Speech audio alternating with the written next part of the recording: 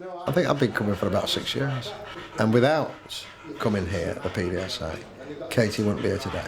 For looking after Katie, you'd be looking at somewhere in the regions, I'd say, between £25 and £30 a week.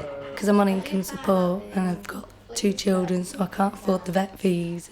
When it was first diagnosed, she had weekly visits affecting her every week. We'd have had to have her put down because being a pensioner, I couldn't afford to pay that money each visit. It's been my life for so many years, 17. But for coming to the PDSA, I wouldn't have had him. And life without him wouldn't be worth living, really.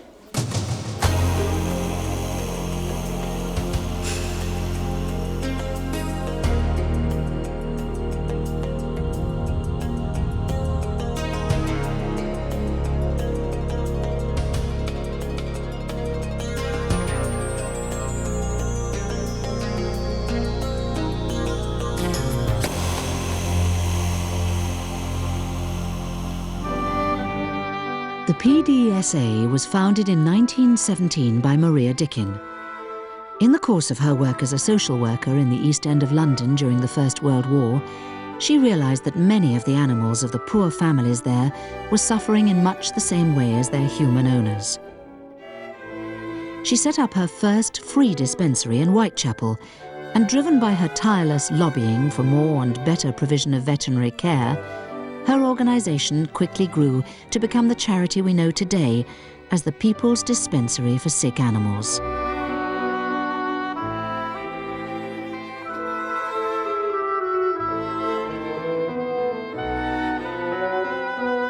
Now, as then, the charity has one single aim.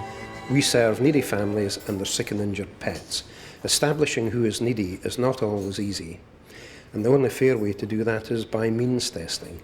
If a family is in receipt of a means-tested state benefit, that family will automatically be eligible for our help. Of course, in an emergency situation, no animal will ever be turned away, irrespective of the means of its owner. Louise had to bring proof of who she was, that she gets income support and housing benefit. And then you have an appointment and just come along and see the vet. And we just make a donation if we want to when we leave. And they don't say, look, we want you to put £10 in, £5. It all depends on what your circumstances are, how much you can afford, and at least you know it's going to a good cause. If you only want to put £2 in, you know, maybe somebody can only afford 50p. My primary function is to ensure that the service is provided in the most efficient and cost-effective manner that is possible, still preserving the quality of the service. Over the years, the PDSA has grown and indeed is now the largest private practice in the world. The PDSA runs a network of veterinary centres across Britain, supported by an increasing number of pet aid schemes in areas not covered by a local centre. The standard of service that we offer matches that you'd expect to get from any good quality small animal private practice.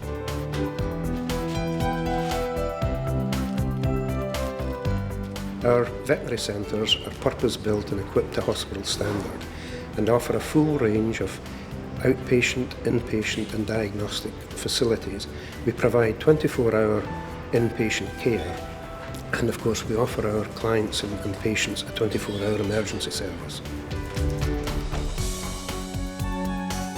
Modern veterinary care is expensive, and managing the day-to-day running of each centre is a complex responsibility.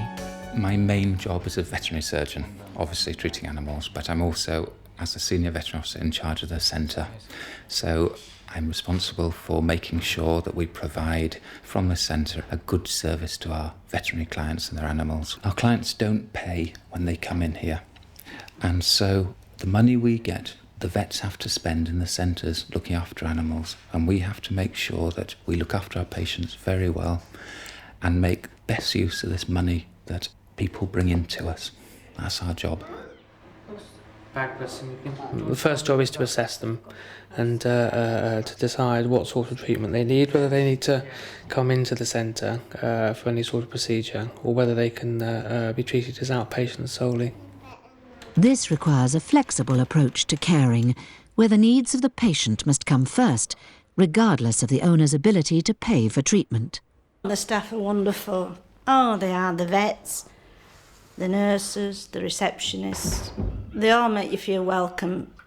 They're very caring. I mean, when he had that leg broken, I rang, and within about 15 minutes, the vet rang me back, and he said, bring him straight down, and this was about 8 o'clock at night. I mean, that's excellent service, that. I mean, they do care, not like as if it's just a job and that's it, you know. It's very much like your own flock, you know, you want to know what's going on with them, you know. When I come back from holiday, I want to know what's been going on with the ones I see regularly. I met Mr. Mahoney in the street not so very long ago, and his very first words were, "How's Maddie?" It shows that they care, and I'm grateful for all that they do for her. They seem to take more time with the animal, and they're also very good with the owner. I've had to have one dog last year, put to sleep. He was very old. They were just wonderful. The PDSA recognises that the quality of care its centres offer is dependent on the quality of the staff in those centres.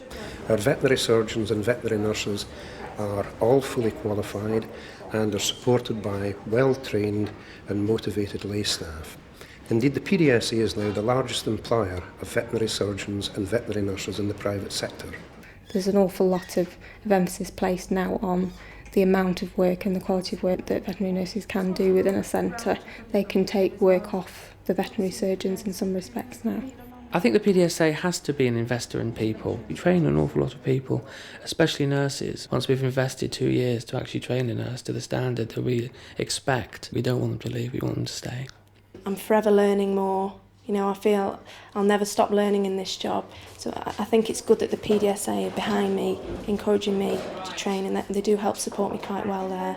I'd always wanted to work with animals from being young. I've always grown up with animals. It's just something I always wanted to do.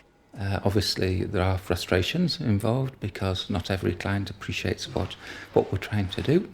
But we're here primarily to look after the animals, so that doesn't matter. It means we look after the animal no matter what. You get hassle in any jobs, but underneath it all, this is my thing. I really love veterinary nursing. I get great job satisfaction out of it. I can never see a time when there won't be a need for the PDSA. Of course, our future depends entirely on our funding.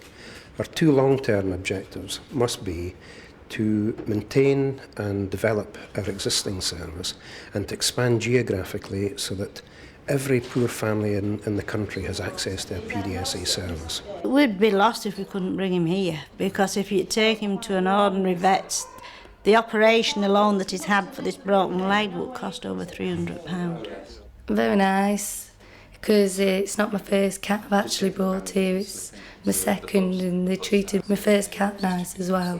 From maybe a professional point of view, I still think there's nothing better than having the ability to turn the despairing client with a desperately sick or injured animal back into being a happy and grateful owner with a healthy, normal pet again. There is something about that, it's really wonderful. That simply would not be available if the PDSA Centre were not here for them. I'd like to win the lottery, but then again, I wouldn't, because then I couldn't come here. But like I said, I would give good donations. They would get plenty of me, definitely. They need everything they can get because it's so worthwhile. It's nice when people do appreciate your work. We get sent flowers, chocolates, big smiles, and they just can't, you know, when they write in lovely little thank you letters to us. That's nice, you know, it shows we're appreciated. Biscuits, cakes, you know, Christmas is an avalanche of goodwill gestures, really. It is very touching. These are things from people that really can't afford anyway to buy you cakes and, you know, just small gifts and things. If ever I did have any money, that's where it would go, definitely. It would be left to these people because I think they're absolutely marvellous.